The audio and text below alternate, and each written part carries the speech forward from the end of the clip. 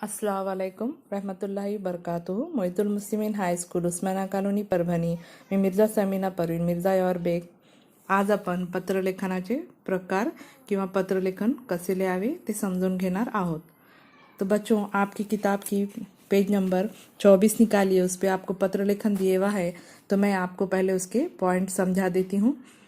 पत्र हे आपल्या मनातील भाव विचार दुसऱ्यापर्यंत लिखित स्वरूपात पोहोचवायचे उत्तम साधन आहे. पत्रलेखनाच्या विषयानुसार पत्राचे दोन प्रमुख प्रकार पड़तात. बच्चों, यहाँ पर ख़त लिखना हमारे जो ख्यालात का इजहार करते हैं, हम एहसासात का, ये ख़त के ज़रिए करते हैं. ख़त एक ज़रिया है, साधन यानी ज़रिया है कि ये चीज़ें दूसरों तक पहुंचाने का. तो यहाँ पे उसके प्रकार बताया हुआ है. औपचारिक पत्र और अनौपचारिक पत्र, दो टाइप्स है.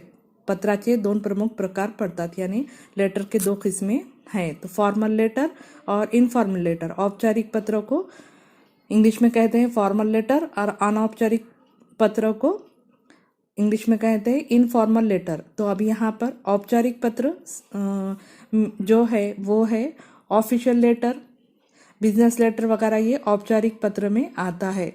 उसे और अच्छे से कहेंगे कार्यालयीन पत्र, व्यवहारिक पत्र और व्यावसायिक पत्र जो है वो क्या में आता है, औपचारिक पत्र में आता है, फॉर्मल लेटर में आता है. और अनौपचारिक जो है वो इनफॉर्मल लेटर में आता है, जिसे हम मराठी में और एक शब्द कहेंगे उसे घरगुती पत्र, जो कि हम अपने वालिद वालदा, बहन भाई, दादी नाना, दादा नाना नानी वगैरह, मामा वगैरह को लिखते हैं. उसे क्या कहते हैं, घरगुती पत्र, अनौपचारिक पत्र. अब उसके नीचे दिया हुआ है, यापूर्वीच्या इत्यादीमध्ये तुम्हाला अनौपचारिक या पत्र प्रकारची ओळख झालेली आहे. आता आपण औपचारिक पत्र प्रकारची ओळख करून घेणार आहोत.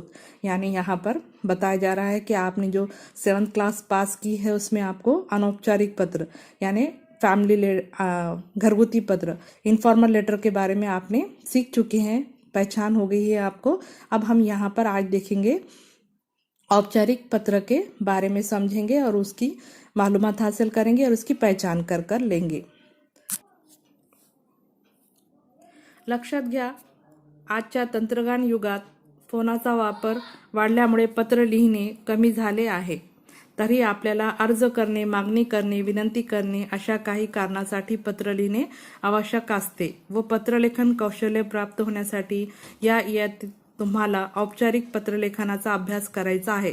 आता आपण औपचारिक पत्रलेखनाचे स्वरूप समझून घेऊया. बच्चों, यहाँ पर जो है आपको औपचारिक लेटर के बारे में मालूमात दी जा रही है, उसके टाइप्स भी बता रहे हैं. तो औपचारिक पत्र जो है वो बहुत किस्म के रहते हैं.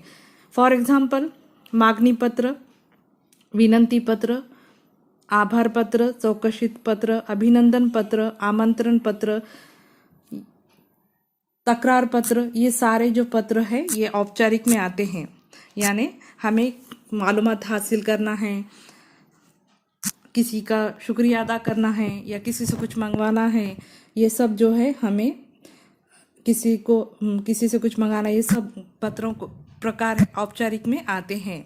तो औपचारिक पत्र लिखने के लिए कौन कौन सी चीज़ें ज़रूरी है यहाँ पर दिया गया है. पहला है, ज्यांना पत्र लिहायचे आहे त्यांच्या पदाचा शिष्टाचारपूर्वक उल्लेख करावा. यानी औपचारिक पत्र में हम कोई भी ऑफिस के लिए लेटर लिख रहे हैं या हम कोई डिपार्टमेंट के लिए लेटर लिख रहे हैं, तो हमें उनके ओहदे के बारे में अच्छे से वहाँ पर उनका जिक्र करना चाहिए, उल्लेख करना चाहिए. फिर उसके बाद भाषा सरल, सुगम, सुस्पष्ट व विषयानुरूप असावी. यानी हम जो भी ख़त लिख रहे हैं वो उस मुद्दे के हिसाब से ही रहना चाहिए. एक तो उसकी लैंग्वेज सीधी रहना चाहिए, खुली समझ में आए जैसी रहना चाहिए, और हमारे वो सब्जेक्ट से रिलेटेड वो लेटर में मैटर रहना चाहिए. पत्रात केवळ मुख्य विषयाबाबतच लिहावा. यानी हम जो ख़त लिख रहे हैं, लेटर लिख रहे हैं, वो उस सब्जेक्ट से ही रिलेटेड होना चाहिए. इधर उधर की बातें उसमें हम नहीं लिख सकते हैं अगर हम कोई ऑफिशियल लेटर लिख रहे हैं. तो ज्यांना पत्र पाठवायचे आहे त्यांचे पद, वय, योग्यता, शिक्षण इत्यादि सर्व गोष्टी लक्षात घेऊन योग्य भाषेचा वापर करावा. यानी हम जिसको ख़त लिख रहे हैं तो उनकी पोस्ट, उनका एज और उनकी काबिलियत और उनका एजुकेशन, ये सारी चीज़ें ध्यान में रखते हुए हमने हमारी लैंग्वेज का इस्तेमाल करना चाहिए। ये इसलिए कि जैसे हम बड़ों को लिख रहे हैं तो उनके लिए क्या अल्फाज यूज़ करते हैं, छोटों को लिख रहे हैं तो उनके लिए क्या करते हैं, या हमसे जो बड़े हैं रुतबे में ओहदे में उनके लिए कैसा लिखा जाता है, ये सारी चीज़ों का हमें ध्यान रखना चाहिए जब हम खत लिखते हैं। पत्राची भाषा लेखन नियमानुसार असावी, यानी हम जो ख़त लिख रहे हैं उसकी जो लैंग्वेज है, जो उस रूल्स है लिखने के लैंग्वेज के, उसके हिसाब से हमारी लैंग्वेज लिखने की होनी चाहिए। अब यहाँ पर औपचारिक पत्र लिहिण्यासाठी खाली दिलेल्या स्वरूपाचा अभ्यास करा, यानी आपको यहाँ पर एक नमूना स्वरूप यानी एक नमूना दिया जा रहा है, तो आपको उसके आधार पे ही पत्र लिखना है। तो सबसे पहले यहाँ पर ऊपर दिया हुआ है पत्र पाठवणाऱ्याचा पत्ता, यानी जो लेटर लिख रहा है उसको उसका यहाँ पर एड्रेस, और नीचे है तो दिनांक यानी डेट। फिर उसके बाद इधर आ जाएंगे हम राइट साइड, तो यहाँ पर ये ऊपर लिखना है, और ये नीचे प्रति दिया हुआ है यहाँ पर, यानी जिसको भी हम लेटर लिख रहे हैं तो उनका यहाँ पर नाम लिखना है, उनका यहाँ पर ओहदा लिखना है, यानी अगर हम मुख्याध्यापक को लिख रहे हैं यानी कोई तो लेटर, तो उनको माननीय मुख्याध्यापक, यहाँ पर फिर प्रति लिखकर नीचे है तो लिखना है कि हम जिसको लेटर लिख रहे हैं उनकी पोस्ट माननीय मुख्याध्यापक, यानी अगर कोई हम किसी ऑफिस को लिख रहे हैं तो व्यवस्थापक वगैरह। फिर यहाँ उसके नीचे दिया हुआ है योग्य त्या मान व पदासह ज्यांना पत्र पाठवायचे आहे त्यांचे नाव, हुद्दा व पत्ता, यानी हम यहाँ पर ऊपर वो लिखेंगे एड्रेस, प्रति के बाद लिखेंगे हम जिसको लिख रहे हैं माननीय व्यवस्थापक मुख्याध्यापक वो, फिर उसके नीचे उनके स्कूल का एड्रेस, यानी तो उनके नीचे ऑफिस का एड्रेस, और वहाँ पर उनके जो भी जहाँ पर लेटर लिख रहे हैं उनका गांव का एड्रेस, जो भी शहर है वगैरह, फिर उसके नीचे वहाँ पर उनका है तो पिन कोड व नंबर वगैरह वो हम यहाँ पर लिखेंगे। उसके बाद सब्जेक्ट, विषय यानी क्या सब्जेक्ट। अब यहाँ पर हमको लेटर लिखना है, ये किस वजह से लिख रहे हैं, अगर हम कोई चीज़ मंगा रहे हैं तो उसके लिए लिख रहे हैं, या हम किसी के कंप्लेन कर रहे हैं तो उसके लिए लिख रहे हैं, या हम समझो किसी से कुछ मंगा रहे हैं उसके लिए लिख रहे हैं, यानी यहाँ पर हमको लिखना है सब्जेक्ट। तो सब्जेक्ट में हम यहाँ पर जो भी क्वेश्चन में हमको सब्जेक्ट रहेगा, जो भी टाइप का हम लेटर लिख रहे हैं, मांगनी पत्र लिख रहे हैं, क्या हम आभार पत्र लिख रहे हैं, क्या हम तकरार पत्र लिख रहे हैं यानी हम कंप्लेन कर रहे हैं वगैरह, तो यहाँ पर वो हम सब्जेक्ट लिखेंगे। अब उसके बाद महोदय यानी अब यहाँ से हम शुरू करेंगे हमारा लेटर लिखना, यानी हम सपोज कि हम उसको जा रहे हैं ट्रिप को, और हमें एक है तो लग्जरी बस बुक करना है, उसके लिए हमको हम ट्रिप के लिए जा रहे हैं और हमें क्या करना है, हमारे कुछ बच्चों के रिजर्वेशन करना है ट्रेन में या लग्जरी बस में, तो उसके लिए हम लेटर लिख रहे हैं।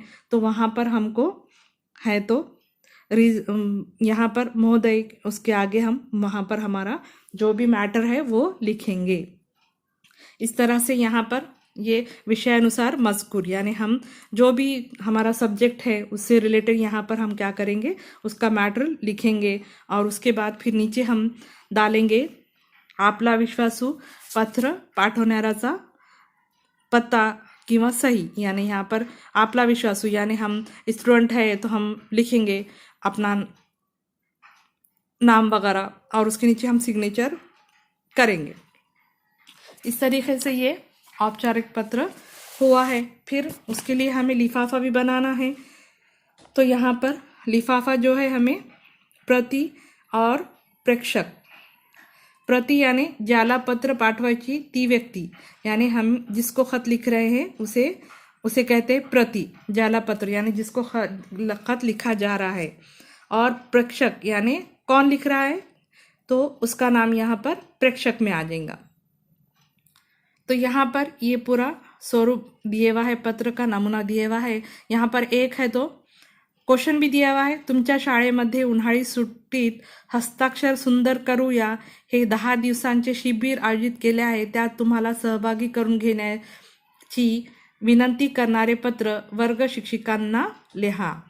यहाँ पर आपको विनंती पत्र दिया है और वो आपको विनंती करना है आपके टीचर को। क्वेश्चन है कि आपके स्कूल में एक है तो अच्छी राइटिंग सुंदर हस्ताक्षर यानी अच्छी राइटिंग, वड़नदार हस्ताक्षर, सुंदर हस्ताक्षर यानी राइटिंग स्किल का एक है तो सिखाया जा रहा है, उसका एक कैंप लिया जा रहा है। वो कैंप है 10 दिन का, तो आपको उस कैंप में हिस्सा लेना है और इसके लिए आपको आपके टीचर को रिक्वेस्ट करने वाला, विनंती करने वाला क्या करना है, लेटर लिखना है। तो बच्चों ये सब समझ में आया होगा आपको। तो विनंती पत्र का एक टाइप्स मैं आपको डाल रही हूँ, आप देखिए और उसकी प्रैक्टिस करिए। अल्लाह हाफिज़।